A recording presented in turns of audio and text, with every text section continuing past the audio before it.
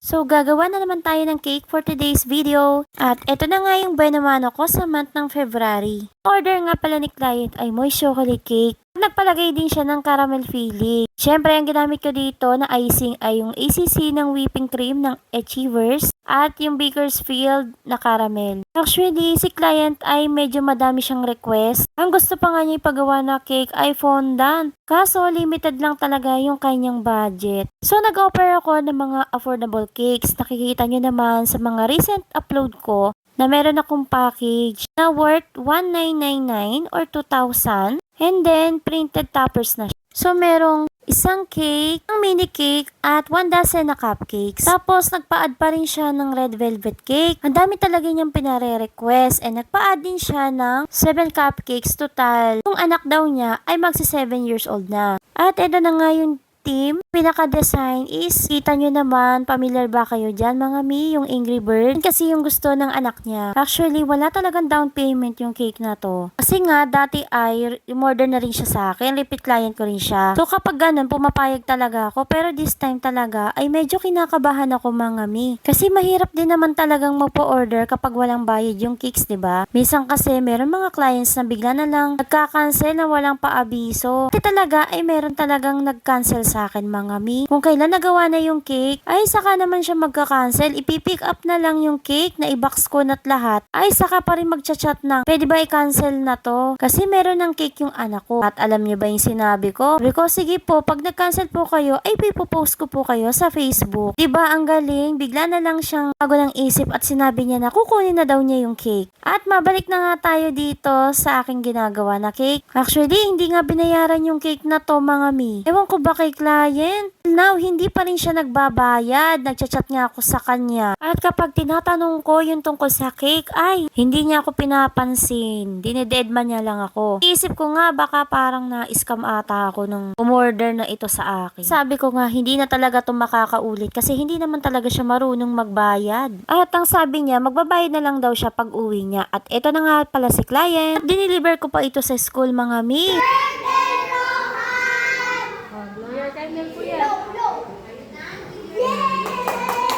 O diba, nag-celebrate siya sa school, then meron din siya celebration sa bahay. Happy birthday, happy birthday, happy birthday, O diba, ang saya-saya niya. Thank you nga pala sa mga naki-birthday. Happy birthday anak. Sisinginin ko na lang yung daddy mo pag uwi niya. Talaga namang hindi talaga marunong magbayad. So, salamat sa mga nagpunta at nakaalala. Hanggang dito na lang. Thank you so much for watching.